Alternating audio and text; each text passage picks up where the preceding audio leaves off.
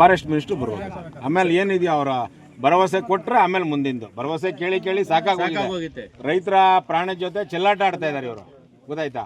ಬರ್ತಾರೆ ಚೆಕ್ ಹಿಡ್ಕ ಬರ್ತಾರೆ, ಅವ್ರು ಯಾರೋ ಅವ್ರ ಅಸ್ಟೆಂಟ್ ಯಾರ ಕಾಲಕ್ಕೆ ಚೆಕ್ ಕಳಿಸ್ತಾರೆ, ನಾವೇ ಕೊಟ್ಬಿಡ್ತೀವಿ ಸರ್. ದೇವರದಿಂದ ಕಾಫಿ ಒಳ್ಳೆ ಬೆಲೆ 15 ಲಕ್ಷ ಅನೌನ್ಸ್ ಮಾಡಿದ್ದಾರೆ, 30 ಲಕ್ಷ ನಾವೇ ಕೊಟ್ಬಿಡ್ತೀವಿ ಸರ್ಕಾರಕ್ಕೆ. ಅವ್ರು ಇನ್ಯಾವ ಗ್ಯಾರಂಟಿನೋ ಏನೇನ್ ಮಾಡ್ತಾರ ಮಾಡ್ಬಿಡ್ಲಿ, ನಮಗೆ ಶಾಶ್ವತ ಪರಿಹಾರ ಕೊಡಿ ಸರ್. ಆನೆ ಸ್ಥಳಾಂತರ ಮಾಡ್ಲಿ ಅಥವಾ ನಮ್ಮನ್ನೇ ಸ್ಥಳಾಂತರ ಮಾಡ್ಬಿಡ್ಲಿ, ನಾವೇ ಜಾಗ ಬಿಟ್ಕೊಟ್ಟು ಹೋಗ್ಬಿಡ್ತೀವಿ. ಎಕರೆಗೆ ಒಂದು 50 ಲಕ್ಷನೋ 60 ಲಕ್ಷನ ಕೊಡ್ಲಿ.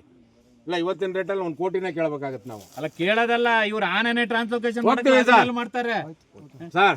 ಜಾಗ ಬಿಟ್ಕೊಡಕ್ಕೆ ನಾವೆಲ್ಲ ಬೆಳೆಗಾರರು ರೈತರು ರೆಡಿ ಇದೀವಿ. ಪರಿಹಾರ ಕೊಡ್ಲಿ. ಪೇಟೆಲ್ ಕಲ್ಲಂಗಡಿ ಹಣ್ಣು ಎಳ್ನೀರನ್ನ ಮಾಡ್ಕೊಂಡು ಜೀವನ ಮಾಡ್ತೀವಿ ಸರ್, ತೊಂದರೆ ಇಲ್ಲ. ಪರಿಹಾರ ಒಂದ್ ನಿಮಿಷ,